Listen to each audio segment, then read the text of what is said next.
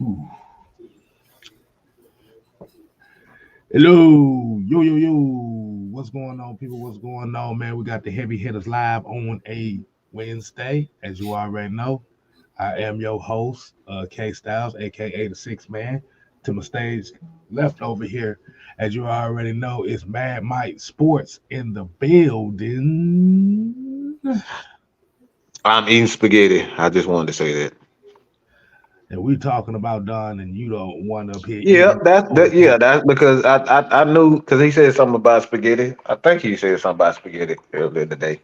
I ain't saying that about So no spaghetti. somebody said something about spaghetti. I think it was Chauncey. I think that's what it was. But I thought you were fat behind. That's all. Man, the hell out of here. As y'all already see, the foolishness done already started, and as you already know, we got the Don, aka the Summer Hill Nightmare, aka Mister 12 Time, National champions. It's showtime, folks. Let's get it.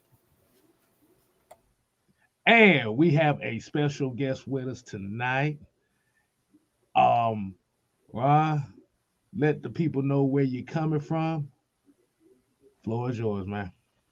Hey, appreciate y'all having me. No, it's y'all had me at a good time. It's good vibes around here as you can see in the back. I'm coming from Kansas City. I'm here to talk Chiefs, man. I'm here to talk Super Bowl. Here to talk, fourth Super Bowl in 50 years, man. In 5 seasons, man. It's been wild. So I appreciate y'all giving me a little platform to talk some Chiefs. Let me Yeah, ask and you I a got a question. question for you. I got a No, question. let me. I gotta get this done. I gotta be rude. I have to be rude. So, And um, I don't like cops. So I want to That's know fair. if your name sounds like cop. It does. It it does, is. unfortunately. See, Yeah, no, it's not the when my No, family rolls no. up to an event, it's not the greatest thing to hear. Hey, the cops are here. I, It doesn't. okay, that's what I. All right, okay. He was waiting on I that thought I one. was tripping. He No, was waiting for you to pull that one out. So you know you had to Yeah, set I had that. to. it's not great. It's not great. Damn. Hey man, let them know. Let them know where you coming from, man. Like you said, you up in Kansas City, man. Anything that they need to be looking for, what do you Oh, do? yeah, I can't lie. By the way, my family business back in the day. My family had a sign where like just a logo. It's a carpet store, but just a logo was like a little cop cartoon with like a bowling club or whatever. So I'm not doing great here to start. I'm not coming Nah, out here with man, it's all love, man. It's all hey. love. Hey, Hey, yes, sir, it is. No, but hey, I'm just here getting ready for another big game. I mean, that's the thing. Like, last week it was all excitement. It was all like, wow, this team really did, win 2 road games in a row. Like, this team really did, kind of prove the doubters wrong. Because hey, as much as we want to say like who's doubting Mahomes and the Chiefs, there were people doubting them. I actually picked the Ravens to win in the AFC Championship. I thought, it was going to be, their year, and I thought the Chiefs were going to, maybe show some of the same mistakes, they had times this season. But, that's what you get for doubting Mahomes. So, all that to say is like the excitement was last week, but now it's like looking ahead to this game. It's like, this is going to be, a good game. I mean, how many stars are on the night? I mean, this is as star-studded a Super Bowl as there has been in a minute. I mean, in terms of how many individual star players there are, big names. I mean, like, it's just gonna be a fun game. It's just gonna be an exciting game. But yeah, it is. As a Chiefs fan, it's we're starting to get a little into the nervous territory, nerve-wracking territory. I got a question for you because I don't know if I ever asked you this when you was on my show a couple of years ago. Yes, sir. When you stay in Kansas City, I don't know if you remember, but I went to college in Missouri. I went to Lincoln in Jeff City, but I used to take the train every weekend to Kansas City to try to barbecue. So, what's your favorite barbecue joint in Kansas City?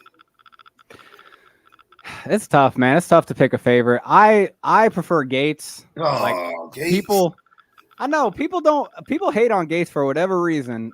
Maybe it's just because the atmosphere to me, it's just like, all right, like this is like real, like true, like because hi, may I help you? They're screaming at you. You gotta get your order out.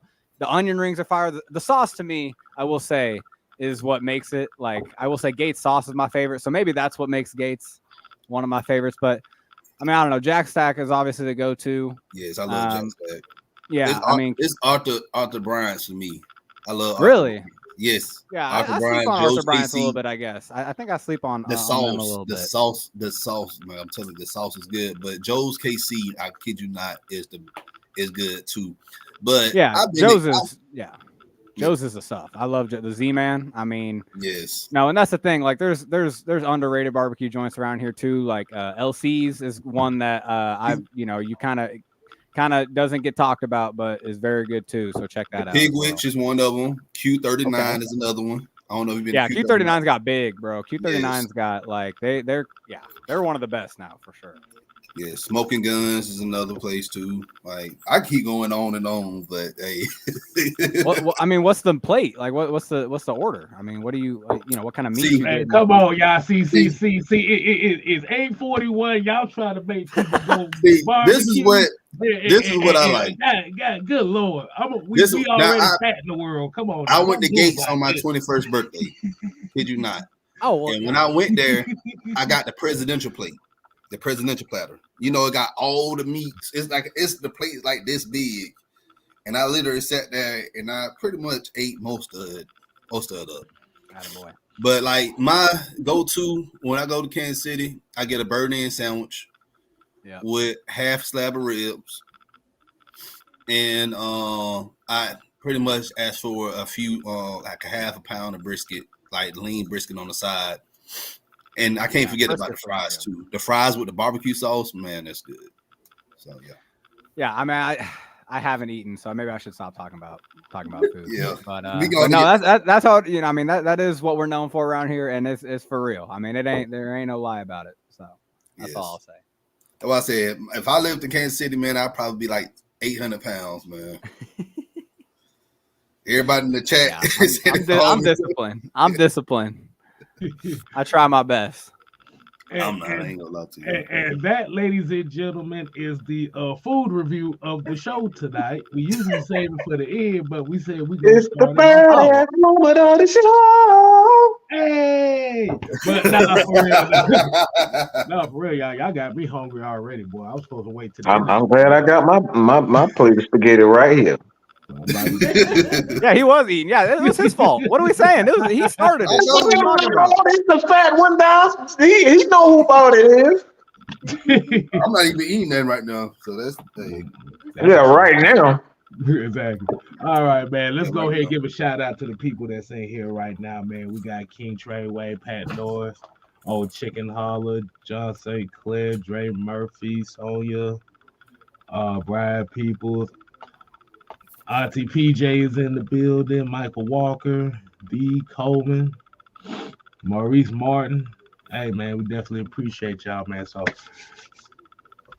let's go ahead and get straight into the matchup, y'all, man.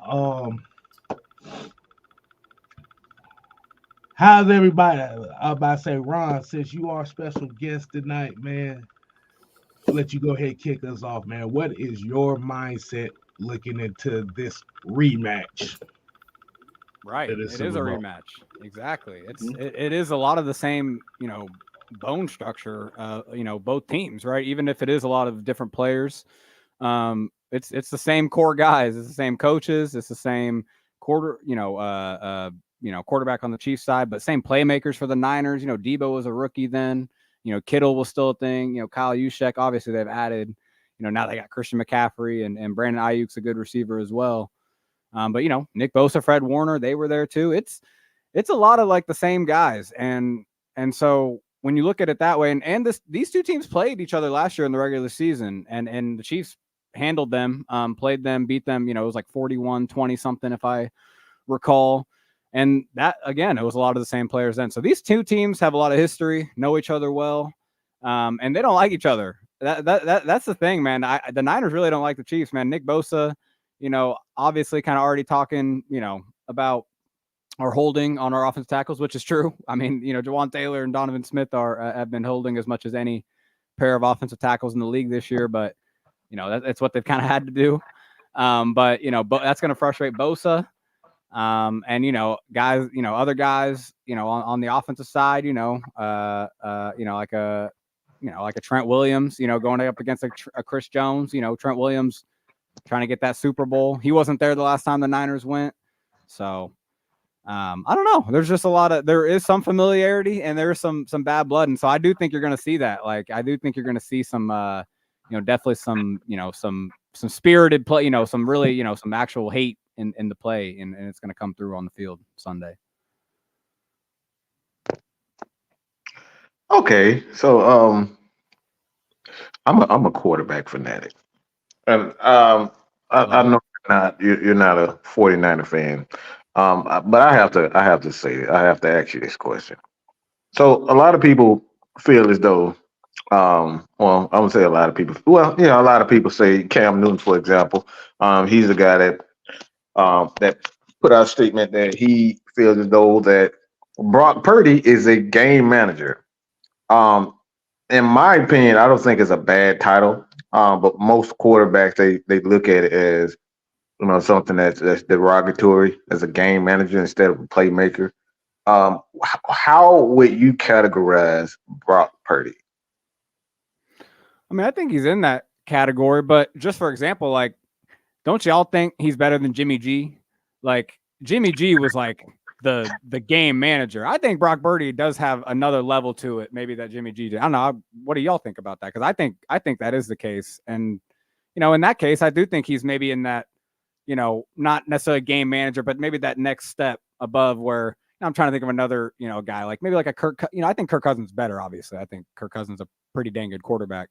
But there's just those guys, a Dak Prescott, right?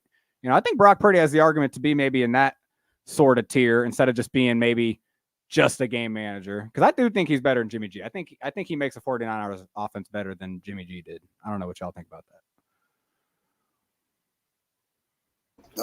I can say he fits the system that what Kyle Shanahan is doing in San Francisco. It's just hard for me to talk good about a 49ers player. I just do not like the 49ers. It's just like the Cowboys. Like, I don't like the 49ers. Outside of running, I like Ronnie Bell and I like Jake Moody. Everybody else on that team, I care less. Of course. That makes sense. Wolverines. Hey, Ronnie Bell's Kansas City kid too, so I got to give him some love too. So shout out. At least Ron called on the why you said that. I just want to make that to be Ron. Nope. Right. I know. I've seen his avatar. He got the 12-time champ. he loves talking about it. I'm sure he's been talking about it all the time with y'all, even when y'all aren't trying to bring it up. Yeah, he actually does. All the time. Look, I had to go 2 years with them talking about the Bulldog. So, hey, it's my time. I didn't even think about that. Yeah, holy cow. I'm sure that is kind of a you turn must of the be tables. talking about Mike because you already know my allegiance is absolute star. I don't brag much as most Georgia fans. I really don't. I'm looked at the evil villain when it comes down to the Georgia Bulldogs because they for whatever reason people think I hate Stetson Bennett. I don't hate him. I just think he fucking sucks. That's all. I mean, yeah. I don't want to go that far because I mean, you win 2 natties. I mean, you got to be doing something right. Yeah. But he's probably comparable to Purdy, isn't he? Like, isn't that kind of a good maybe comp a little bit?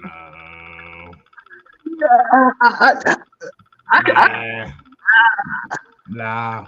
See, my hatred, my disdain, hatred, whatever you want to call it, would be like, yeah, absolutely.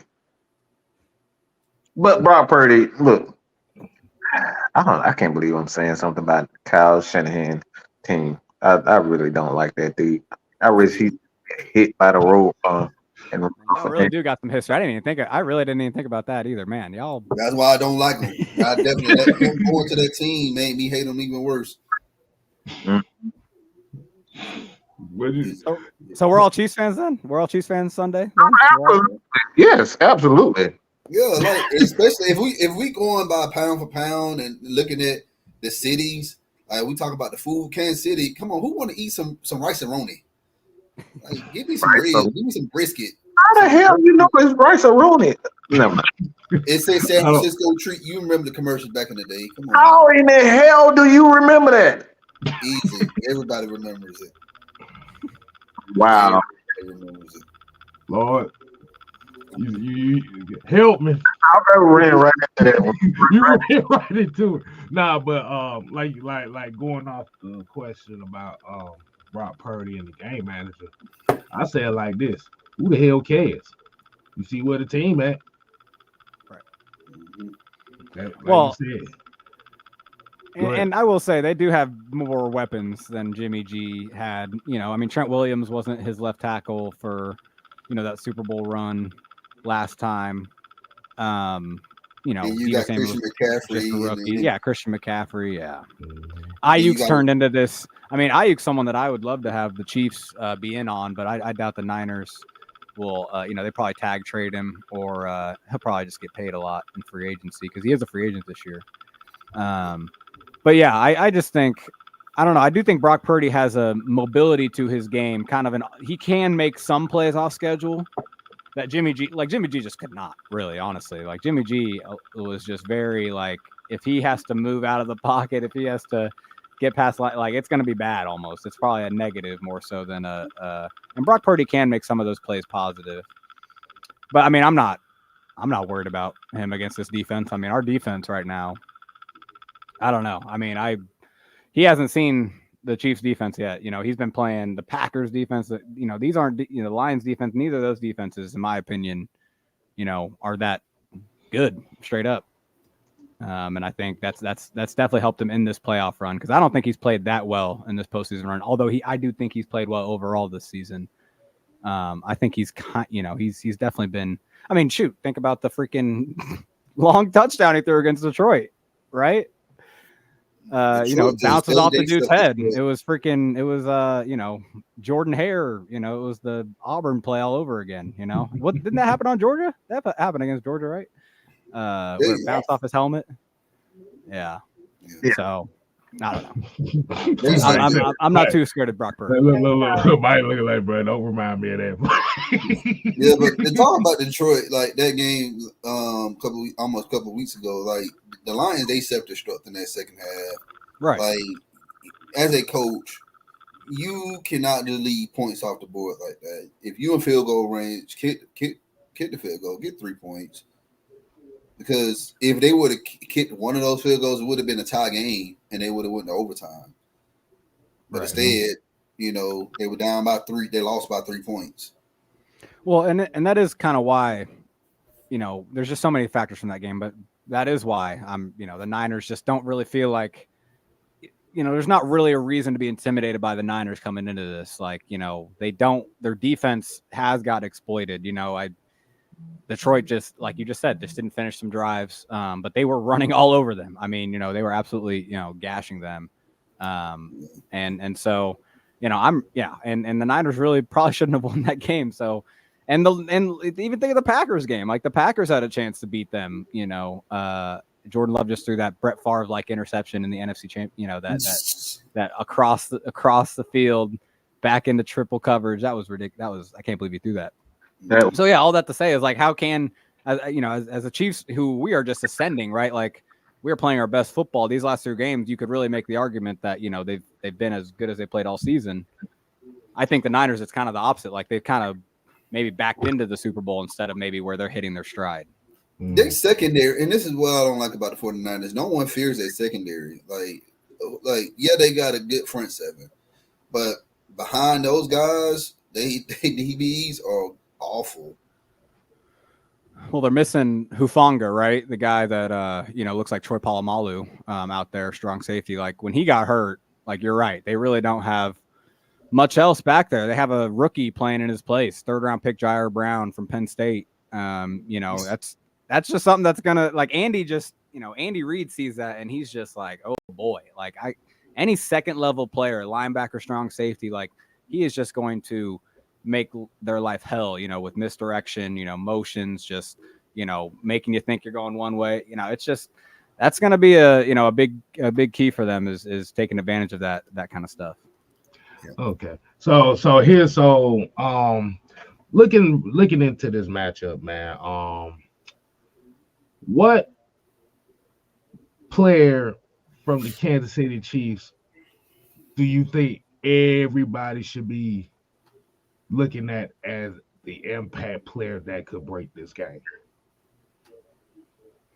Outside of Patrick Mahomes, of course. Right. No, I think it's Isaiah Pacheco. Yes. Right. And I just talked about the Niners kind of being exploitable on the ground, but it's not just that. It's that the Chiefs.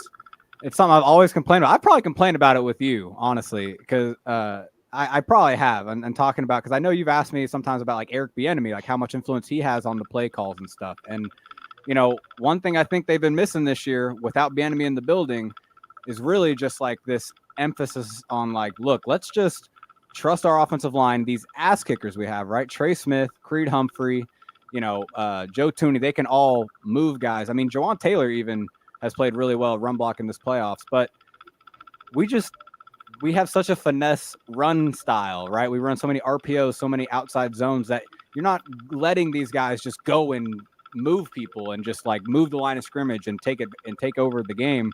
But in the playoffs, they have.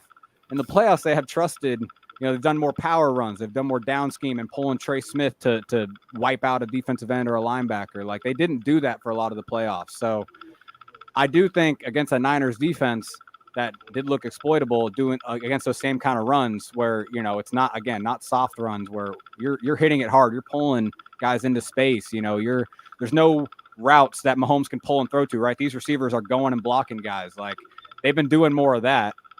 And that has helped Pacheco get going. And when he has space and he gets going, man, yeah, he's tough. So I absolutely think Pacheco's kind of that. If he has, you know, if the Chiefs are going to win and like do this comfortably, right? Like if there is a world where they do that, it's because Pacheco has like 120 and, you know, a touchdown or two, you know, like it's because he has a big day and just makes the offense's life so easy. Okay, so is going to be a factor for sure on Sunday. Like, Detroit was doing well on the ground, and then they stopped running the ball, and they wanted Jared Goff to win the game for them, and you see how that happened for them. So, but I'm not comparing Goff to Mahomes. I'm not doing that. But what I'm saying is you guys got to get that run game established early on and just be consistent with it. And everything else, you know, y'all have a future Hall of Fame quarterback that can get the job done. So, I got a question to ask you. You brought up Eric Bieniemy. So, what's your thoughts on Bieniemy right now? Pretty much unemployed. Do you think he's going to come back to Kansas City, or do you think he's going to get an opportunity somewhere else? It's so ridiculous that he hasn't gotten a chance to be a head coach. I mean, it's just all the guys you see get these head coach chances, and someone with Bieniemy's track record, his resume. I mean, even this year, like that Washington offense did have talent at receiver, right? But like Sam Howell was like leading the league in passing yards half the year. Like Bieniemy deserves credit for that, and it just blows my mind that he's still in this position where it doesn't even look like maybe he'll be an OC in the NFL next year. Like, yeah, I do think there's a chance he just comes back in Kansas City. They make up a position, you know, pass game coordinator. They've done that before. When Andy first got to Kansas City, former Vikings head coach Brad Childress was just like, he wasn't the OC. He was just kind of like a consultant or an advisor. And it's like, if Bieniemy doesn't get a job, like just bring him in, because this team missed him this year. 100%. I've been saying it all year when they were playing at their worst. I think it's because they don't have a disciplinarian in the coaching staff. Matt Nagy is a cheerleader. Yeah, I've been saying that all year. Nagy trash. Matt Nagy, no, but Matt Nagy just he like fawns over Mahomes when he talks about him. He does not talk about him like a coach. He talks about him like a fan. And it's like, you can't have too much of that. You need someone that's going to talk to Mahomes like he's just anybody else. I don't think they have that without Bieniemy. So let me ask you a question about Bieniemy. So, all right, I'm just coming out with it. So, if there's been whispers that Andy Reid could potentially retire,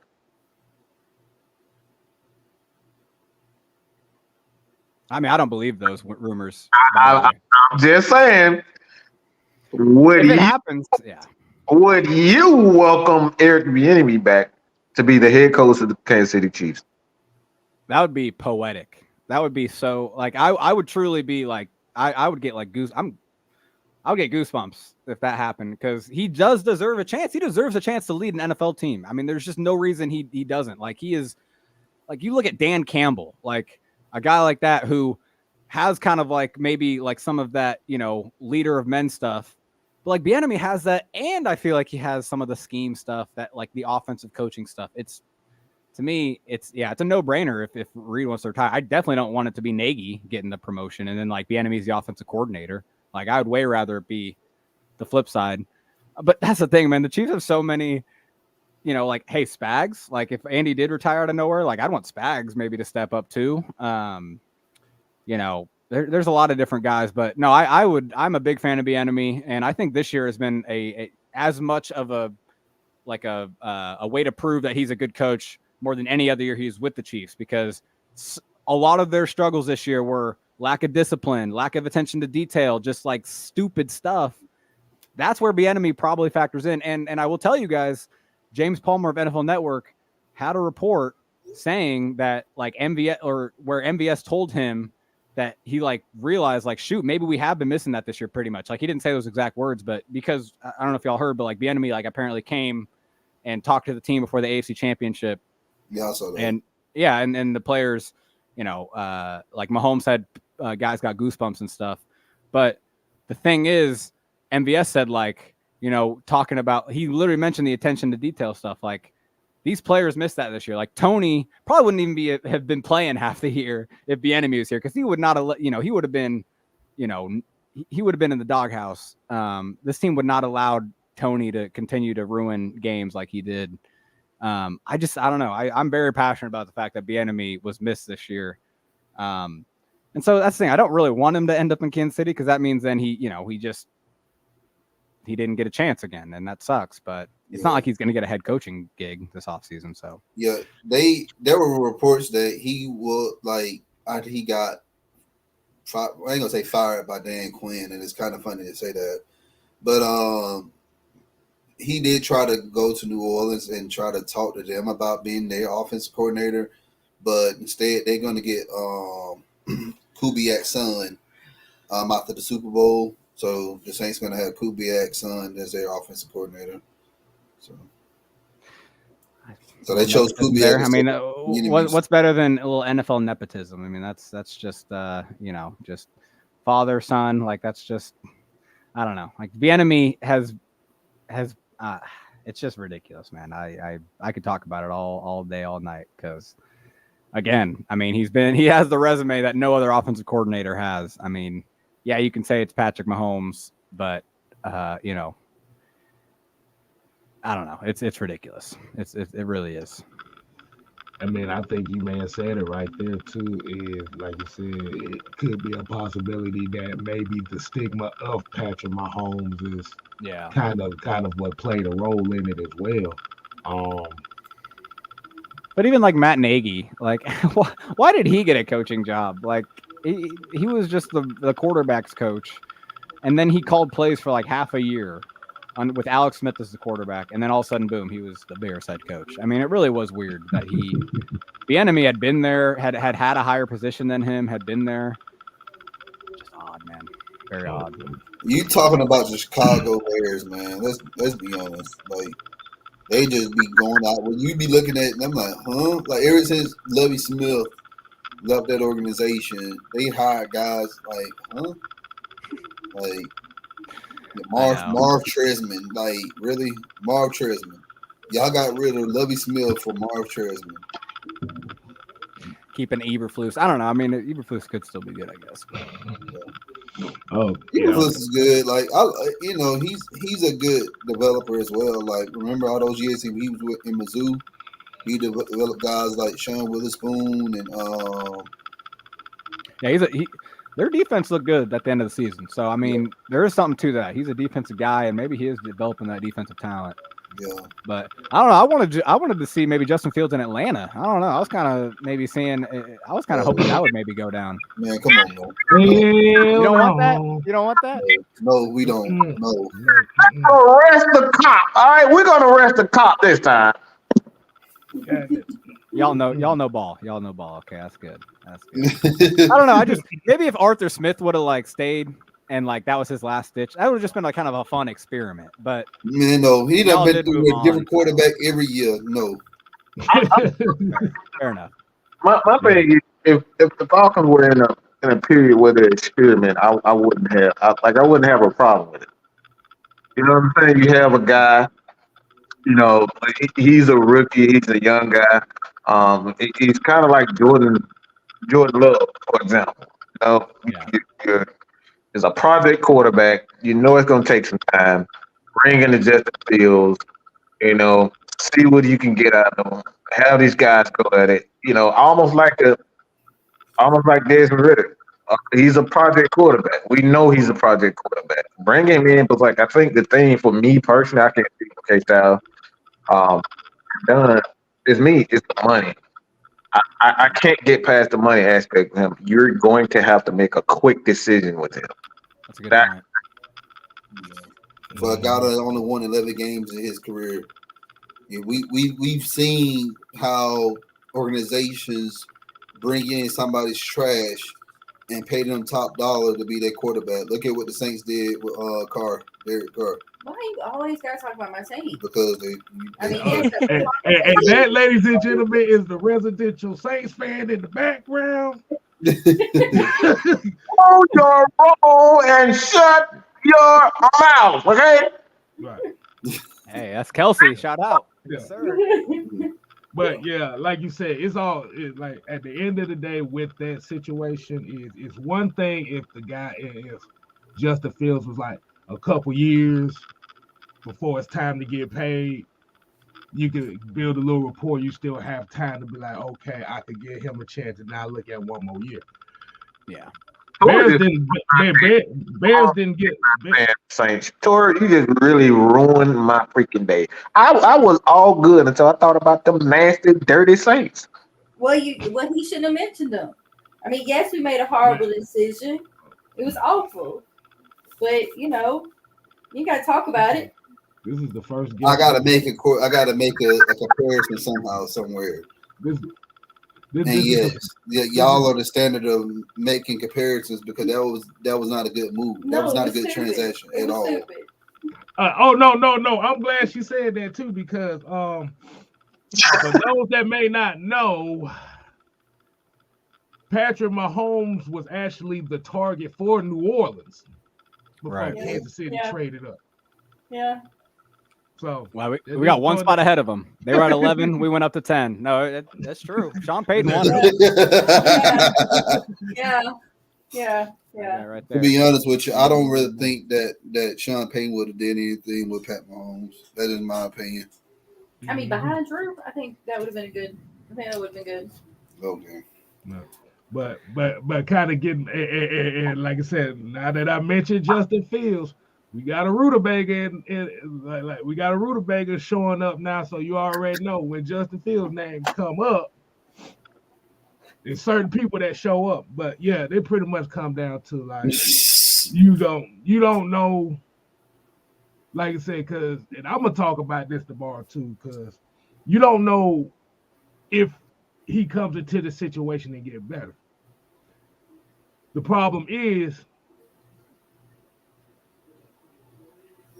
the market. If he play like let's say if he comes in and he doesn't play well, now all that draft capital that you got rid of, right. I know most people are saying 2 and 4. They could be saying that now, but if that was the case, why ain't nobody jumped on it yet? That part. And not only that, look at what Carolina did last year. They traded pretty much everything to get a guy like Bryce Young. Mm-hmm. Yeah, they won 1 or 2 games this year, and they don't even have a pick this. They don't even have a first-round pick this year. Right. So they literally gonna have to do everything they can in free agency to try to contend for the NFC South. Yeah. So the Falcons, we have a better roster. We have one of the best rosters in the South on paper, and can't nobody argue with us about that. All we just really need is to figure out that quarterback position. But I'm not going to salvage all my draft capital to get a guy like Justin Fields or to trade up to trade everything away to Chicago to get that first overall draft pick. I'm not doing that. But speaking of Patrick Mahomes, this matchup, Kyle Shanahan versus Andy Reid. Part two.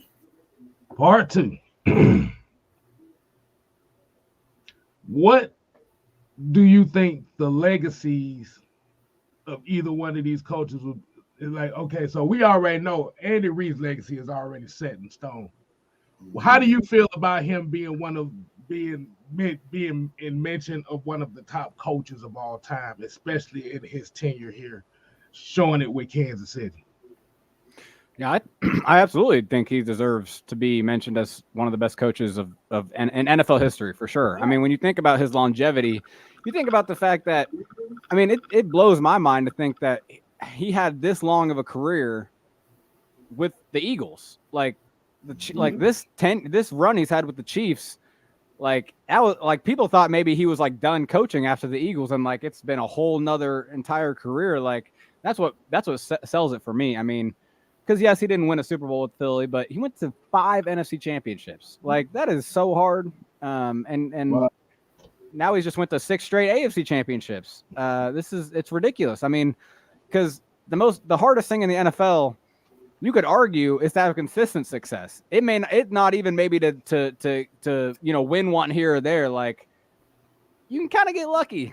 Like shout out the Giants. Like you can kind of shout out the 20, the Joe Flacco, I guess they weren't lucky, that Ravens team was always knocking on the door, but for him to always be on the doorstep like that.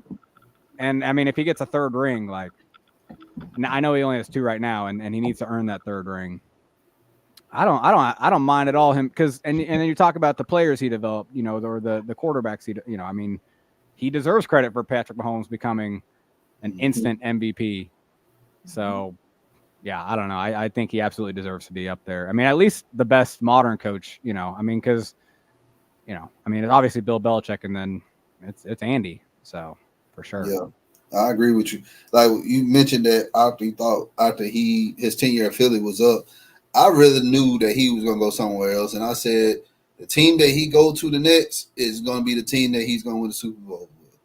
And I remember after the 2012 season, it was rumored that Kansas City or the Chargers was trying to get him. And I'm like, he's going to Kansas City. Like, I already knew what I shouted out. He's going to Kansas City. Just look at him. All right. For one fat person to another fat person, you're going to go where the food at. And I remember that when they invited him out there, the Hunt family, they had like a whole smorgasbord of barbecue laid out for his ass. I'm like, he going to take that job. Lo and behold, he did. And the rest is history. Pretty much got you guys out of that funk. Because I remember y'all had Dick Vermeil. Y'all was knocking on the doorsteps with him. And then y'all brought in Herm Edwards. And then after Herm Edwards, y'all had – who y'all had after Herm Edwards? Y'all had Todd Haley. Shout out Todd Haley. Todd Haley, because he was a coordinator under Kent Whisenhunt in Arizona. Mm-hmm. And then y'all got rid of Haley, and then y'all had that was Romeo Crennel. Right. And then it was Andy. Yeah. And then it was Andy.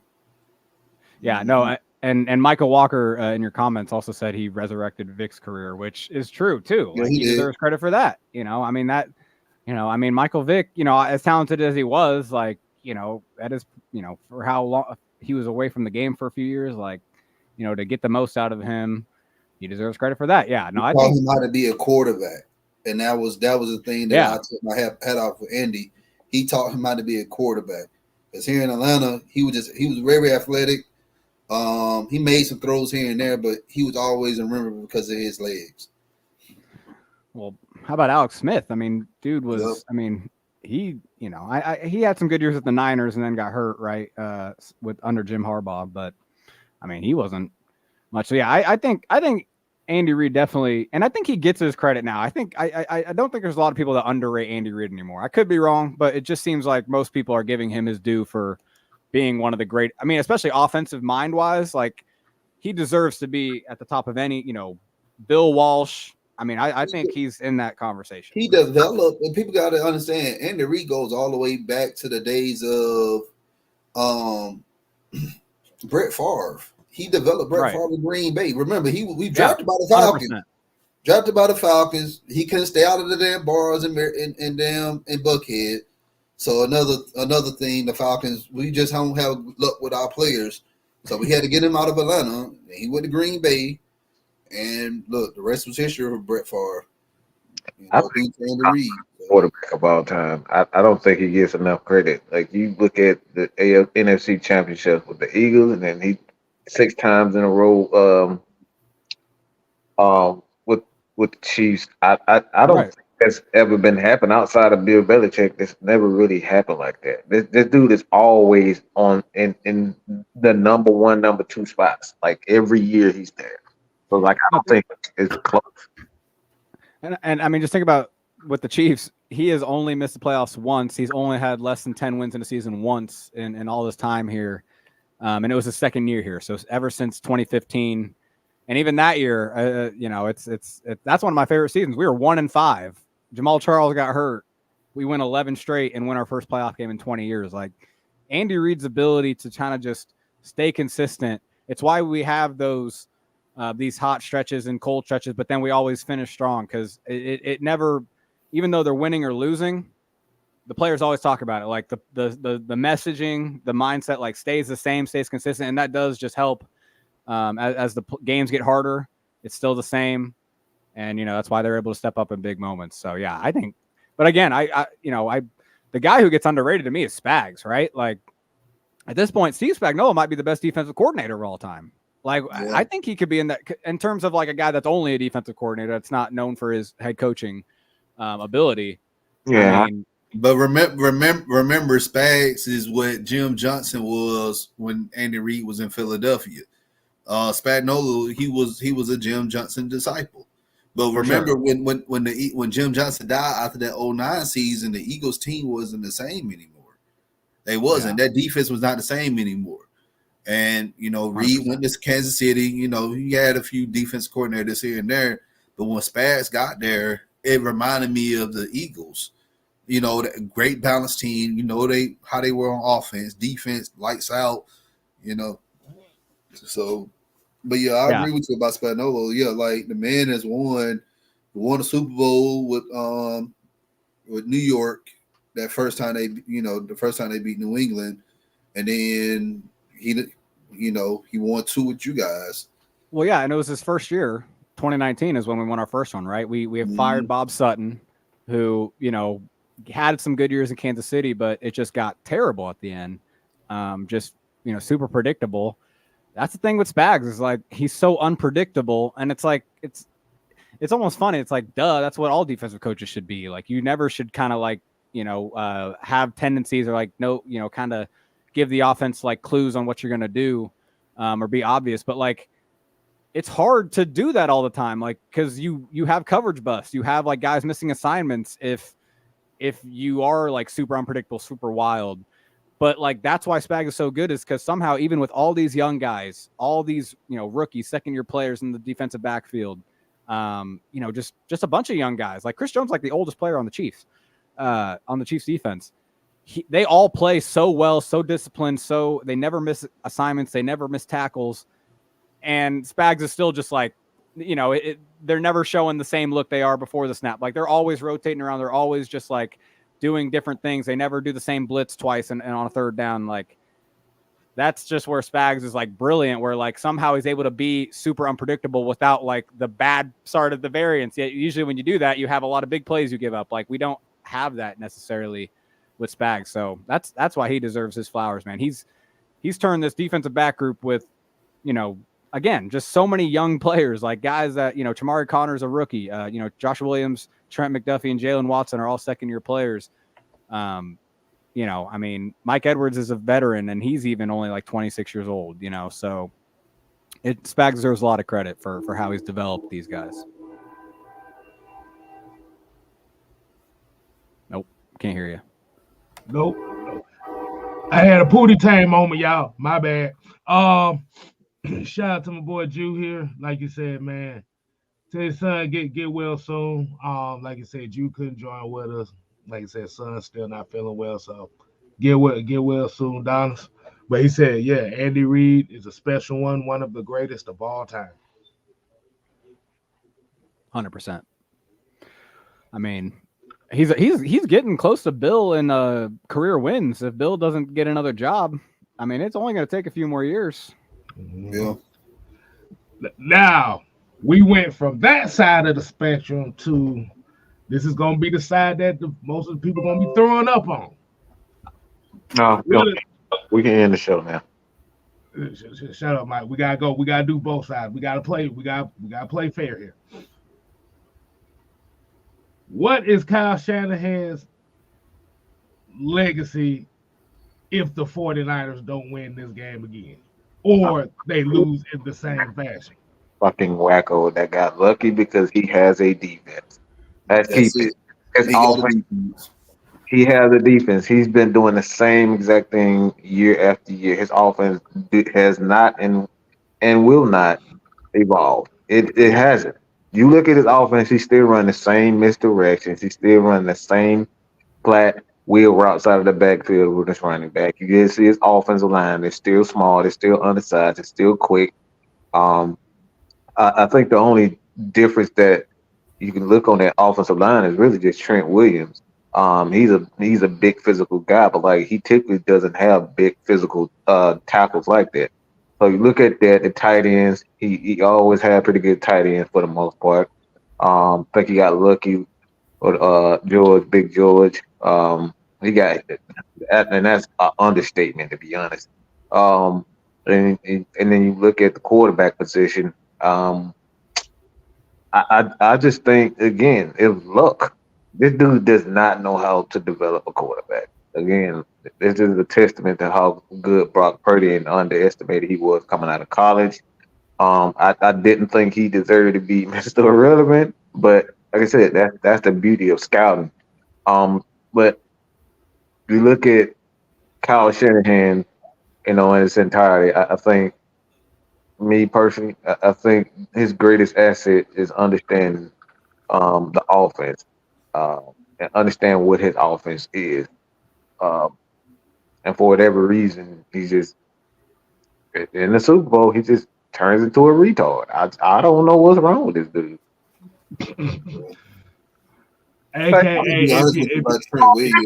In the game and say, you know what? The hell with that. We're in the Super Bowl. I'm gonna pass the ball 45 times. So, like I said, this is the thing when we talk about. This is what I talk about with the Super Bowl and stuff. And this is not just a Kyle Shanahan problem. Mm-hmm. For some reason, when it comes to especially these young offensive-minded head coaches, we always see the same thing happen. It's always you go away from what's got you there, but then you're trying to make the quarterback be the savior when he doesn't need to be the savior. Now, I'm going to say this for us. I'm going to say this, and this is one thing I've noticed about Patrick Mahomes in the playoffs. For some reason, the team aspect of Kansas City always turns up in the playoffs. Patrick Mahomes don't have like those big number games like that in the playoffs, but it's always 1 to 2 throws that change the game. And that's what makes Patrick Mahomes, to me, the quote-unquote, the only top-tier quarterback in this league. And it also goes with inexperience as well. We seen last year in the Super Bowl, the Eagles, just the penalties they had towards the end of the game, that pretty much screwed them from winning. I'm gonna say this about because Matt might brought up Trent Williams. Trent Williams, yes, he's one of the best tackles in the league.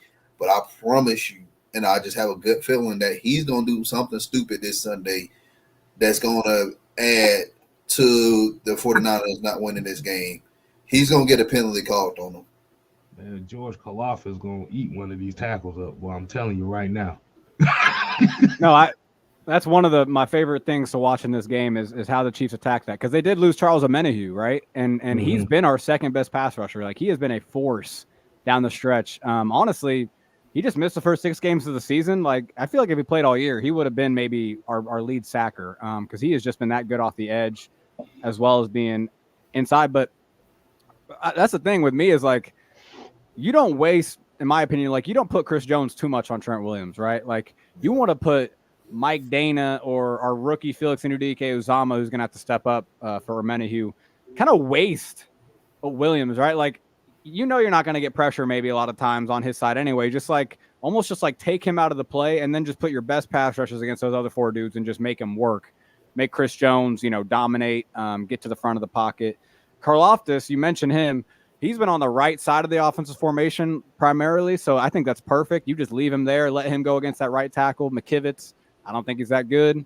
I think Karlaftis has been awesome this year. He's been working with Tom Bahali, and you can kind of see it, man. So, I'm excited for that matchup because I think it would be a mistake if the Chiefs just said, all right, you know, we're going to put best on best too much and put Jones on Williams, because I do think Williams will win that matchup a lot of the time. But if they just kind of waste him, right, if they just kind of put someone else out there to just make him work, you know, work up the edge, you know, kind of, you know, follow some stunts, kind of have to think a little bit, but you're kind of just wasting him and then, you know, trying to dominate the other 4 guys. I think that's the way to go. Yeah. So pretty much what we're saying is San Francisco's best chance of winning this game is you stick with what Facts got you there. Now, if Christian McCaffrey runs the ball only 12 times in this game, They gonna win. and Brock Purdy has thrown, because you have to remember, Brock Purdy, out of all 32 starting quarterbacks, had the least amount of attempts passing the ball. But he's top 3 in passing yards, which means that run game, they build off of that running game. Now, if we see Brock Purdy throw the ball about 40 times, 50 times in this game, can't see about to blow them out the water. I'm telling you right now.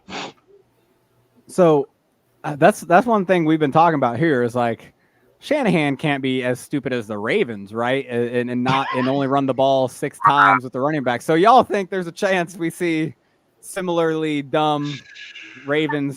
He's that stupid. I really do. I think he's that dumb, man. That is a moron. He does the most idiotic things because you gotta look. He did the same thing with the Ravens when they played against the Ravens. He just went completely AWOL.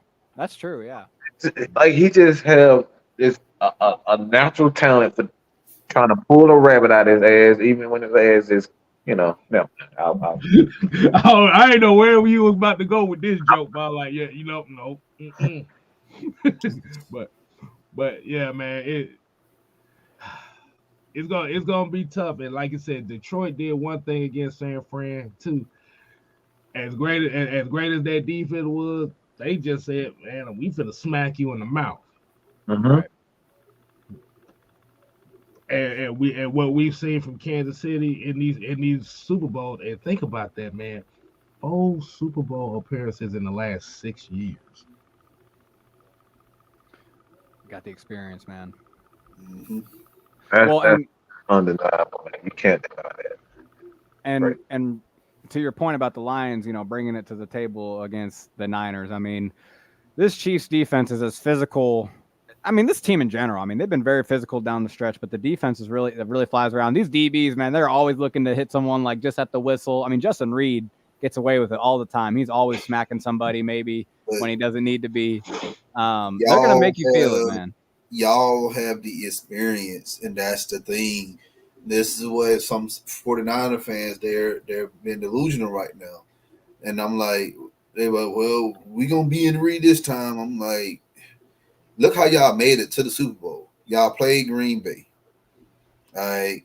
And let's be real with Green Bay. Like, y'all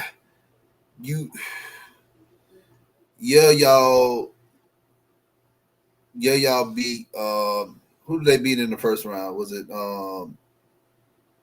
the Buccaneers? No, Cowboys. Buccaneers beat Cowboys, yeah. They beat the Cowboys. Oh, okay, yeah. The greatest ass whooping on TV. That's how it need to be renamed. The greatest ass whooping on TV. death, taxes, and the Cowboys losing in the first round is a given every single year. So, like, okay, move on. So the 49ers, they played Green Bay. Okay, they beat Green Bay. Barely. Let's be honest with that. Barely. You played against an unexperienced, hyped up Detroit team. Okay. Thing is, they was unexperienced. Now you're playing against a team who is experienced, a future Hall of Fame quarterback, all right, a coach that's really trying to win his third Super Bowl. I don't really think it's gonna be a good game, but the outcome that the 49ers think that they're gonna have, I don't think it's gonna be that way. You know. No, I agree. I'm getting more and more confident in this game as we go, to be honest with you. Mm-hmm. Yeah, I know some people say, well, the Saints, the 49ers, they can really go out there and beat Kansas City like the Buccaneers did a couple of years ago. People gotta understand too. Pat Mahomes was hurt that game. Like, right. This is his healthy. This is the first healthy Super Bowl he's had since the first one. That Yeah. Mm-hmm. All right, man. We got a question. We got a question for you here. So, do you? She Pasta Girl here asked, do y'all think Chris Jones goes back to Kansas City next season? I don't think so, guys. I think he is going to be on the market because I honestly think he's going to be a straight up free agent. Like, they can't tag and trade him because I just think his tag is going to be so much and it's going to tie up so much of their cap. I think they're just going to say, hey, like, go test free agency. We'll give you, we'll try to offer you something, but this team has too many other guys to pay. And Chris Jones is on the, maybe the decline of his career.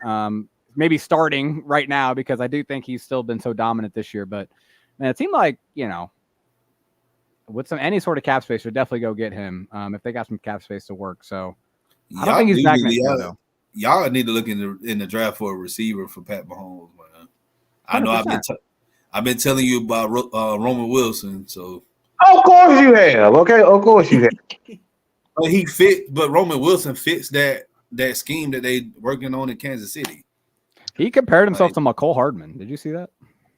Oh, Roman Wilson did? Interesting. Yeah, he said he models or he compared his game to McCole Hardman, which I thought was interesting. Mm-hmm. He's a better he'd be a better McCole Hardman, in my opinion. Yeah, his route running is better than Mecole Hardman. I would actually I want your take on this.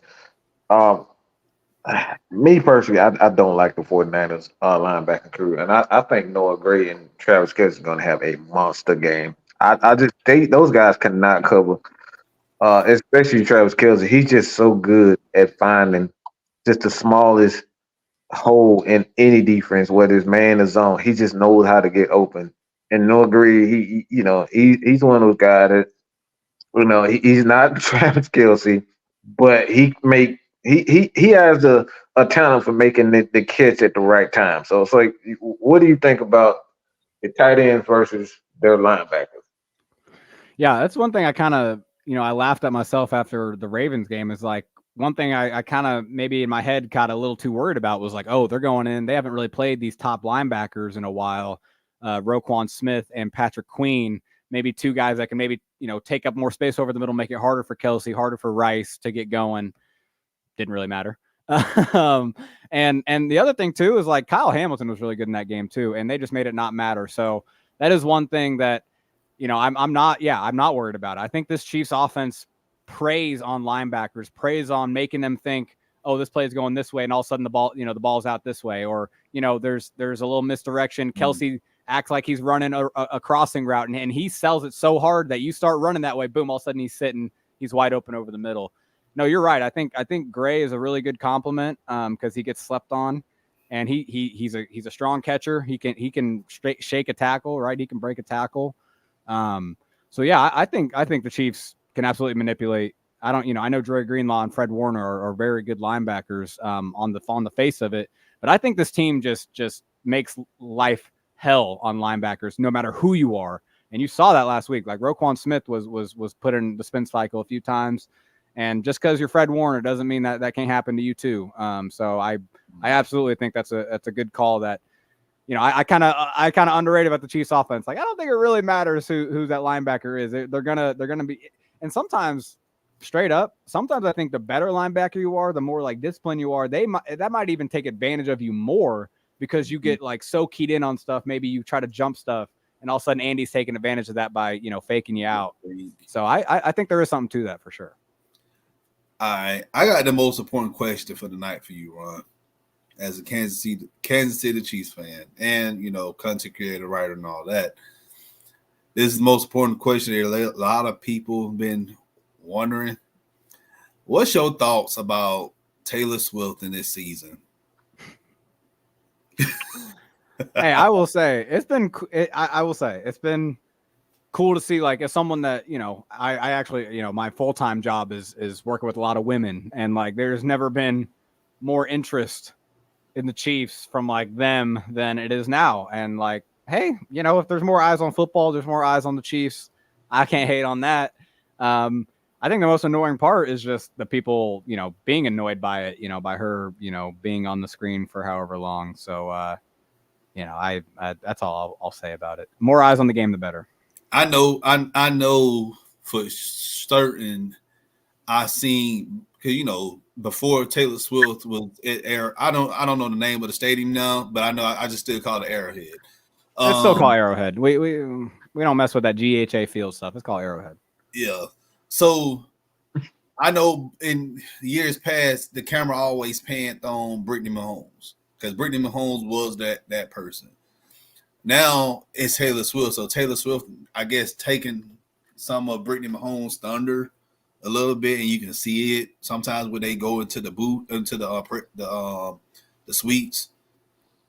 They're on it, they get it together though, don't they? They kind of hang out. It's kind of cool, I mean, Brittany is she's kind of got a, they kind of became friends, So no, I think Brittany's always got too much hate. I will say that. I think she just for being a passionate fan, she kind of gets hated on, and it's it's easy. It's easy to look at some of her screaming and stuff and be like, oh, that's annoying. So she's supporting her man. Hey, but I guess supporting another is the issue. I guess I don't know.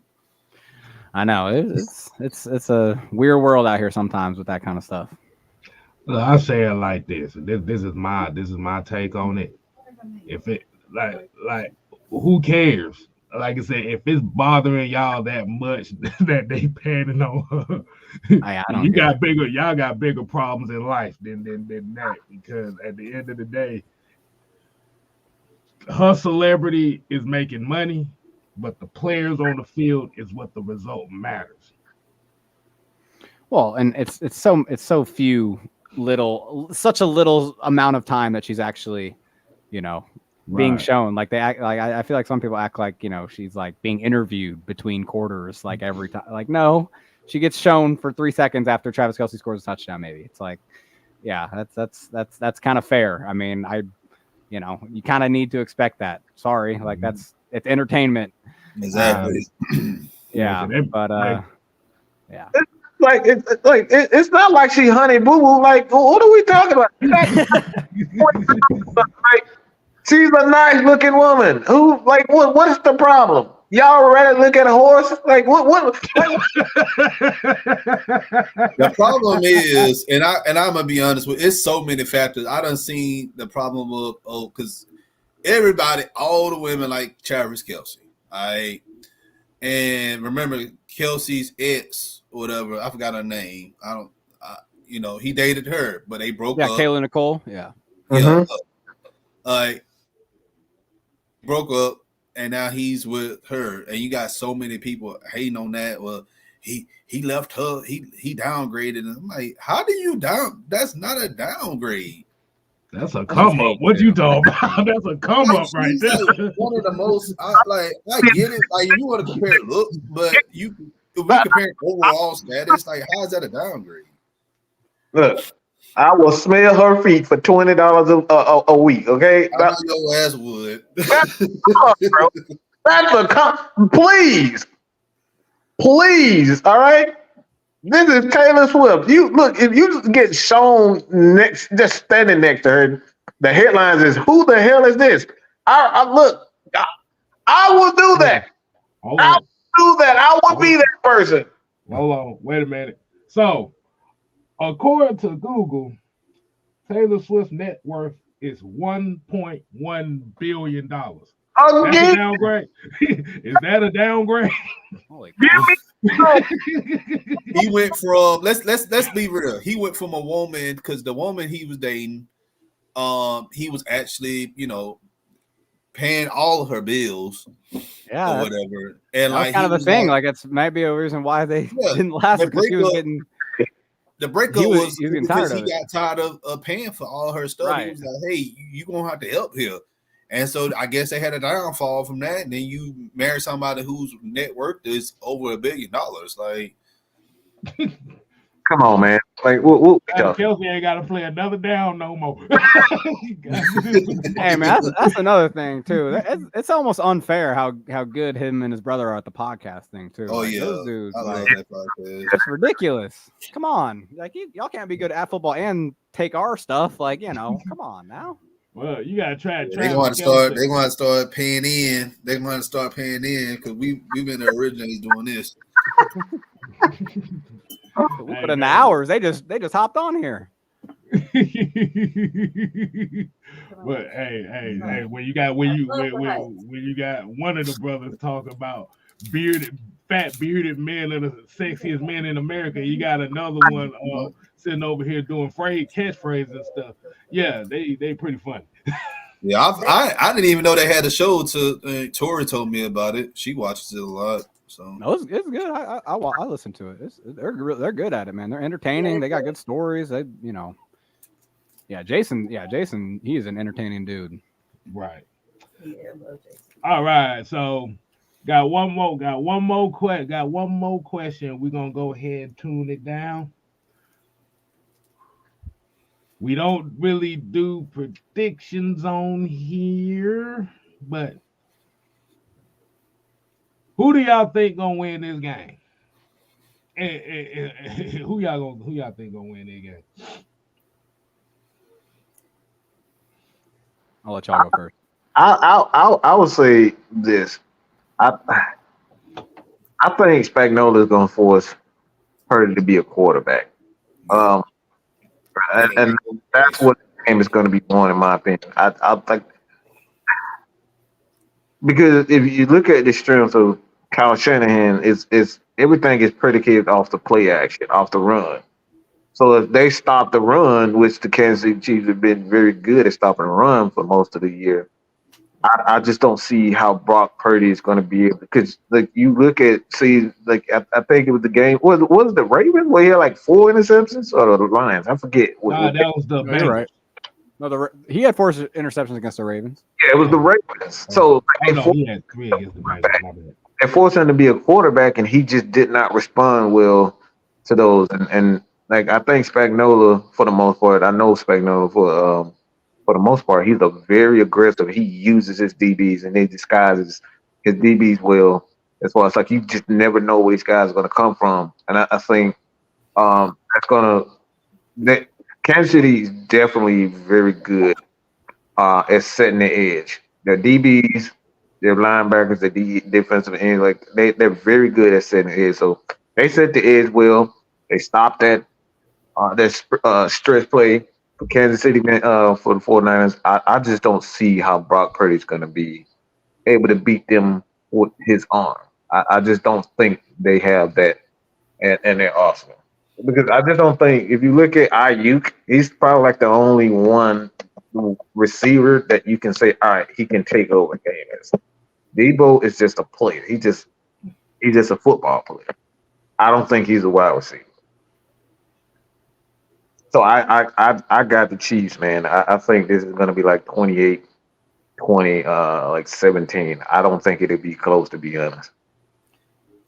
I'm gonna be honest with you as well. Chiefs, I ain't gonna make it out of Vegas alive. When I say that is because after they win the Super Bowl, they're gonna have a lot of Raiders fans in Las Vegas trying to attack them. So y'all will win. I can say y'all will win a Super Bowl on y'all enemy's turf. I'm I don't know when the last time this ever happened. But I can see a score like 24 to like 14 or something like that. I just think the experience that the 49ers going up against is going to be too much for them. Brock Purdy, the lights is going to get too bright for him. And Spagnuolo, he's going to force him to be a quarterback. And I'm telling you this now, when you have multiple covers, because Spagnuolo, he like to play cover zero sometimes in the skies of a cover 2. That's going to confuse the hell out of Brock Purdy. And he going to throw a pick or 2 in the Super Bowl. Yeah, I know, man. I thought me picking maybe a multi-score margin would have maybe been like unique because I am starting to get, I know I kind of said at the top I'm the nerves are setting in, but that's just any big game. But I am overall on the field confident that the Chiefs can handle this game for some of the same reasons y'all said. But I will say I do think the Niners offense has enough talent where I do think you could see them get a few scores, maybe push the Chiefs a little bit. But I think this Chiefs offense is on a roll. I think they're not going to miss Joe Tooney at left guard. Nick Allegretti's a great replacement, and I think he's just going to, that injury is not going to really affect them at all. I think you're going to see them run the ball well. I think you're going to see Mahomes pick apart the Niners defense off of play action, and kind of just taking advantage of the run game. So yeah, I'd say more like a 34-21 kind of game. I think that's the kind of game I'm thinking. I think the Niners will give the Chiefs a little bit of a run for their money on offense, just because I do think they have some playmakers where this team has given up. The Chiefs defense has given up spurts of plays here and there. I mean, that Bills game, they were getting run over and they were getting big plays put on them until the fourth quarter. So I as much as I think Spags will cause a few turnovers in the right moments, and maybe that's the deciding factor in keeping the Niners down, I do think the Niners could get a few big plays, big touchdowns, and kind of put some pressure on the Chiefs offense. But I think the Chiefs offense just rolls and kind of Mahomes earns an MVP. I really think if y'all get the Mahomes for the most game, if he get the ball quick out his hands, y'all good. That's y'all. That's the right. Key. Yeah, he can't hold on to the ball too long. He cannot hold on to the ball, get the ball out quick. You can do that because, again, the 49ers DBs are not that good. And they linebackers, when you say linebackers, they got to cover a guy like Travis Kelce. Yeah, that's a win-win for you guys. Right, and especially if the run game's going, they got to worry about that. They got to worry about coming up on that. I think the Chiefs offense has their way for sure. I definitely am confident in the Chiefs offense, their rhythm, their momentum right now. Okay. San Francisco's only chance, once again, I'm going to say, their only way that they're going to have to win is if Brock Purdy be a game manager and keep Patrick Mahomes off the field. If Patrick Mahomes comes out guns, if the Kansas City Chiefs, I ain't going to say just Patrick Mahomes, if the Kansas City Chiefs comes out with big plays early, you looking at a deficit about 17 points. So, like I said, I'm gonna say 27-13, Kansas City. Yeah, I love it. Yes, I just this team is it's. I don't think defense. I think what really keep the 49ers those fast starts. And if they get off to a fast start and for whatever reason, Kansas City isn't tackling well. It's like that's the only way I see. Excellent tackling team. To play so many DBs. I have a hard time. I have a hard time seeing that their front four, your front seven for the most part, are very disciplined, have excellent gap integrity. They rarely get caught out of position. Linebackers and D lines, they really get caught out of position. It's just the experience for the Kansas City Chiefs, man. They know when to turn it on. Like defensively, they know when to go for the ball. They know when to make that play. They know how to get that third down stop. It's just you just look at it. I just don't see how anybody's stopping this team right now. And Reed he always has something up his sleeve. Every game he has something up his sleeve. And I don't get that. Yeah, it is kind of wild that the underdog. Yeah. That's what I forgot to mention because the San Francisco 49ers are a 3-point favorite in this game. That's crazy. Yeah, that is wild. Yeah, no, Vegas know what they doing. Vegas know what they doing. I know that's why I'm just looking for. I'm just looking for the Andy Reid's post game conference and say what he gonna do after he get back to Kansas City. Because every time he get back to Kansas City after winning the Super Bowl, he going to some different food spot. We know some pizza spot. I'm gonna just shut up. But am I lying, Ron? Am I lying? No, yeah, I think last year he had Q39 open up some space for him, and he came right there from the airport. Yeah, from the airport, he went straight to Goddamn Barbecue. Yep. Yeah, no, you're right, 100%. But yeah, like midnight or 1 in the morning or whatever, whenever it be. Right. Like Tommy Burgers in Los Angeles. I want me a Tommy Burger. Oh my goodness. And on that note, y'all, we gonna end it off on the burger side of the game because now I'm hungry. Damn you, Don. Hey man, Ron, we definitely appreciate you coming on with us, man. Like you said, it's always a pleasure. Let the people know where they can find you. Get your handles. Absolutely. I write for arrowheadpride.com. So we're going to have a ton of stuff previewing the Super Bowl. Make sure if you just want some stuff to read, get you hyped for the game, we'll have plenty. But yeah, on Twitter, I'm at Ron_Kopp, KOPP. I'm always, I honestly, Twitter, I usually use just to break down film and stuff. So if you like football, just follow me. I break down Mahomes. I break down, the defense. I do it all. So follow me up. Hey, you just said the magic word, breakdown. Yes, sir. I just fucked. Yeah. You said the magic word. You said breakdown. So yeah. All right, y'all, man. Like I said, we're gonna give you your nights back. Like I said, there's been one hell of a season. We're gonna see what these Super Bowl commercials gonna look like. I wonder who's gonna push the threshold this year. Because the last couple years, some of these commercials have been snooze fest. And like I said, y'all be careful out there. If you're gonna be drinking, stay your ass at home and watch the game. So until next time, y'all, we ain't here to play. Oh no. We here to stay. Dig it. You ain't gotta go home. But you got to get the hell up out of here. Oh, yeah. We out. We out.